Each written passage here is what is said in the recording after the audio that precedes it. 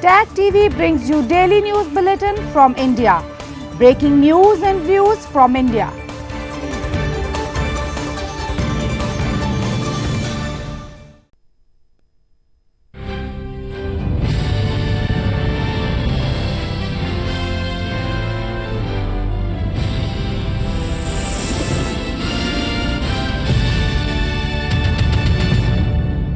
Good evening. Welcome to South Asia Newsline. I'm Surabhi Sharma. Here are the top stories we are tracking for you on Thursday, the 25th of April. Two terrorists neutralized in encounter in India's Jammu and Kashmir.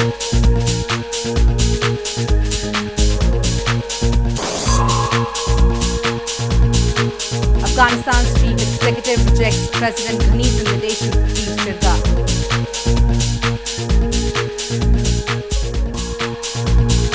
An explosion in Sri Lanka's Pagoda town, no casualties reported.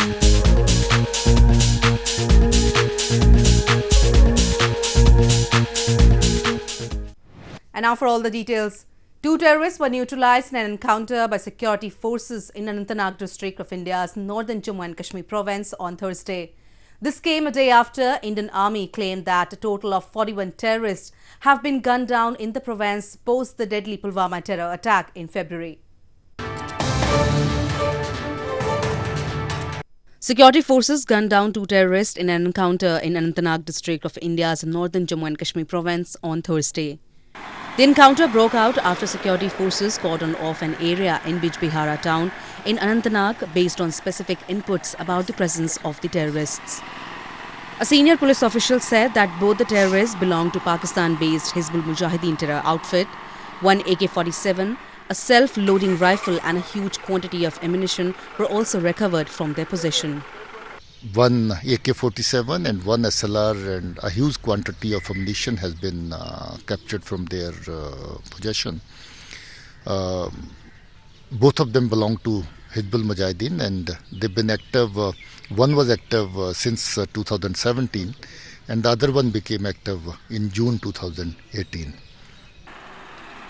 Since the deadly Pulwama terror attack on February 14th, Indian security forces have claimed to have neutralized more than 24 terrorists in Jammu and Kashmir. India has long accused neighbouring Pakistan of harbouring terrorists to use them as proxy to mount attacks on Indian soil. Pakistan, however, denies the allegations. Indian Prime Minister Narendra Modi on Thursday held a mega roadshow in Varanasi city of India's northern Uttar Pradesh province a day before filing his nomination from the constituency. The Prime Minister began the roadshow by garlanding the statue of Indian freedom fighter Pandit Madan Mohan Malviya outside the gate of Banaras Hindu University.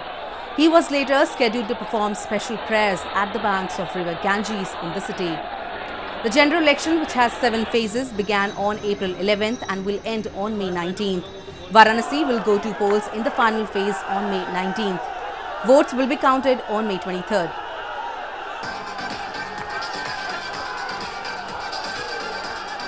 Transgender people in Pakistan's Sindh province would now be able to serve as regular duty police officers. A senior police official said that it was time to offer more opportunities to a group relegated to menial jobs in the government. Transgender people in Pakistan's Sindh province would be able to serve as regular duty police officers, a senior police official said, adding that it was time to offer more opportunities to a group relegated to menial jobs in government. After years of sometimes brutal persecution, transgender Pakistanis gained legal recognition in 2009 when the Supreme Court granted them special status with rights equal to other citizens. Transgender activists say that while discrimination still persists, the move to allow transgender police recruits would be a significant step for the community. यहाँ mandatory इनको लाना शुरू करें और इनकी जो education है उस हिसाब से इनको एडजस्ट करेंगे. अगर कोई BA है, कोई MA है, कोई पढ़ा लिखा है, ज़रूर हम उसको जो अच्छे ओहदे हैं आए कम्पीट करें और उसको हम स्पेस देंगे, फैसिलिटेट करेंगे. विल ट्राई टू रिलैक्स ताकि वो मेन स्ट्रीम में आए. अगर आप कोई भी रिपोर्ट लिखवाने जाते हो पुलिस स्टेशन तो उनके जो बिहेवियर होते हैं, जो क्वेश्चंस होते हैं वो बहुत हर्ट करते हैं हमें, क्योंकि हम एक कंप्लेन, एक मुसीबत को लेकर या किसी भी इशू को लेके जाते हैं और वो सवालात वो इशू के ज़रिए नहीं होते हैं, बल्कि वो सवालात होते हैं हमारे जेंडर के लिए, जो कि ट्रांस फ्रेंडली बिल्कुल नहीं होते, जो हर्ट करते हैं हमें। इसलिए मैं चाहती हूँ कि मैं पुलिस में जाऊँ और मैं इन सब चीज़ों को काफ़ी हद तक बेहतर करूँ, और मैं ही नहीं, काफ़ी सारी और ट्रांसजेंडर्स भी जाएँ। In 2009, the Pakistan Supreme Court had ruled that transgender people could receive national identity cards as a third sex, and in 2017 the government issued its first passport with a transgender category. While some transgender people have achieved celebrity status as news anchors or fashion models, entry into the police force would be a major development for the community. In news from Afghanistan, Afghanistan's chief executive Abdullah is firm on his decision of boycotting the Grand Consultative Jirga for Peace, his office has confirmed. According to Abdullah's office, a team was sent by President Ashraf Ghani to discuss his presence in the Traditional Assembly, but Abdullah refused to meet the delegation.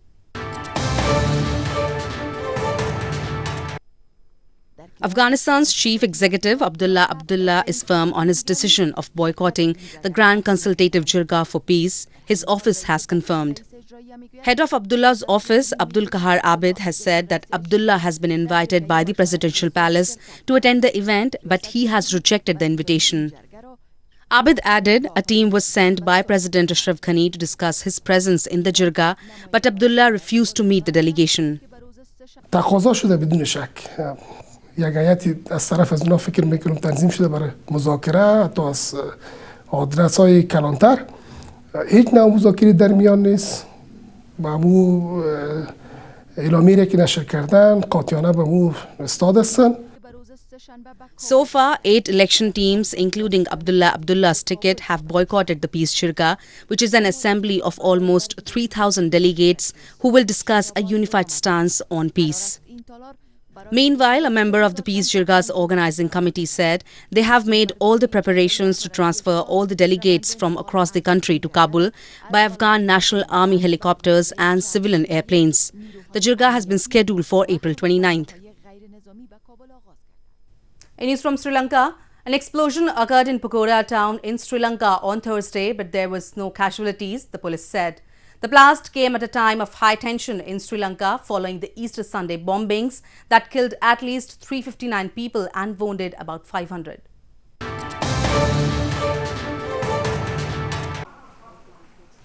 An explosion occurred in a town east of the Sri Lankan capital Colombo on Thursday, but there were no casualties, a police spokesperson said. The police said it was investigating the blast on an empty land behind the magistrate's court in Pagoda, nearly 25 miles from capital Colombo. The blast was not a controlled explosion like other blasts in recent days, officials said. Meanwhile, residents living near the bombed St. Anthony's Shrine in capital Colombo said on Thursday that they are living in fear after the coordinated series of blasts targeting churches and hotels on Easter Sunday killed 359 people. Amid continued heavy security, residents went about their daily lives, but many shops remain closed near the explosion site.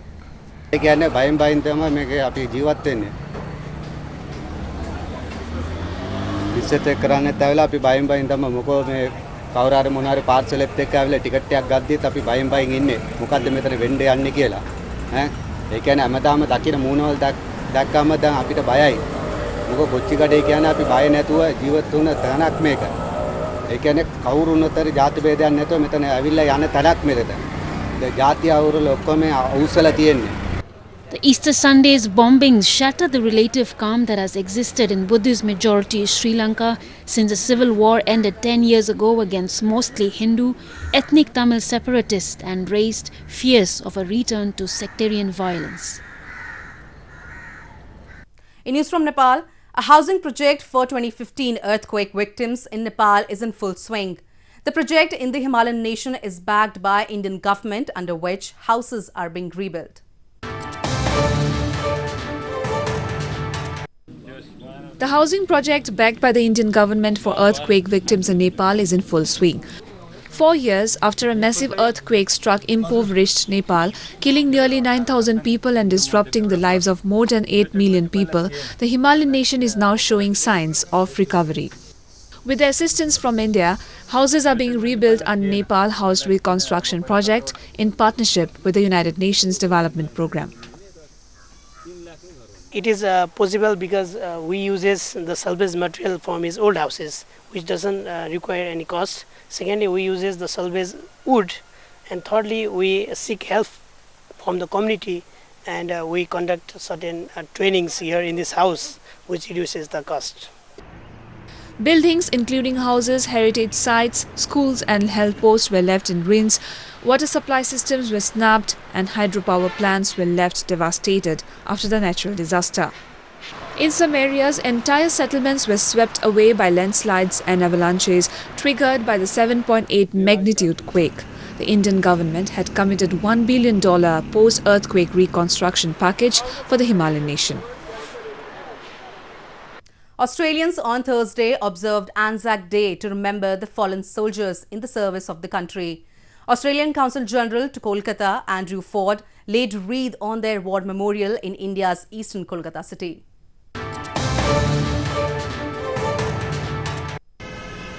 Australians marked Anzac Day on Thursday in India's eastern Kolkata city to remember the fallen soldiers in the service of the country. Australian Consul General to Kolkata, Andrew Ford, laid wreath on the war memorial of New Zealand and Australian soldiers. Anzac Day commemorates the bloody battle on the Gallipoli Peninsula in Turkey during First World War. On April 25, 1915, thousands of troops from the Australian and New Zealand Army Corps, or ANZAC, were among a larger Allied force that landed on the narrow beaches of the Gallipoli Peninsula, an ill-fated campaign that claimed more than 130,000 lives. So every year we celebrate services all over the world to remember the sacrifices made by young men and women on behalf of their country in war. So this is a very important day in the Australian calendar and in the New Zealand calendar. And it's very special to be able to hold this ceremony here in Calcutta, which was also in the theatre of war in the Second World War. While the Gallipoli campaign against the Turks failed, the landing date of April 25th has become a major day of remembrance in Australia and New Zealand for their troops killed in all military conflicts.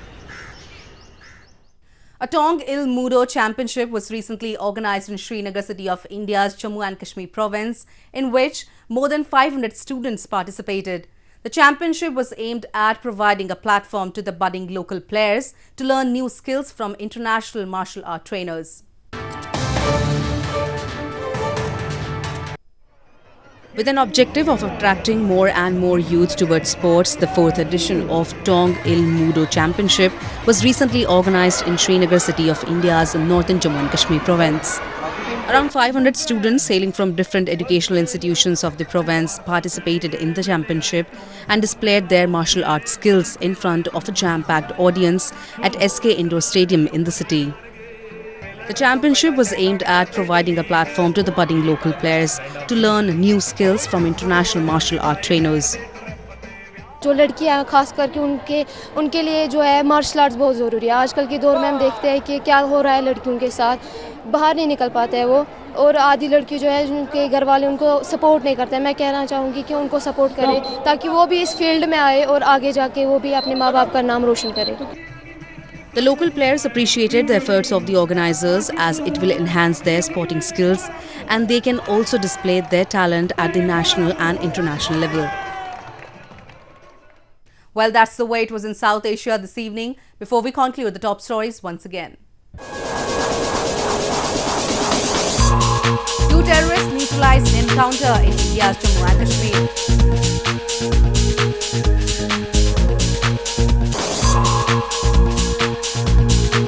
Afghanistan's chief executive rejects President Ghani's invitation for peace Shirka.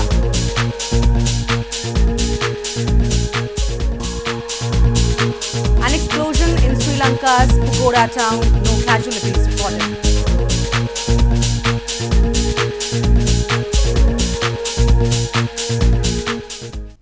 Now our viewers can watch the show on SouthAsiaNewsline.com. You can also visit us on Facebook.com/SAsiaNewsline and follow us on Twitter @SAsiaNewsline.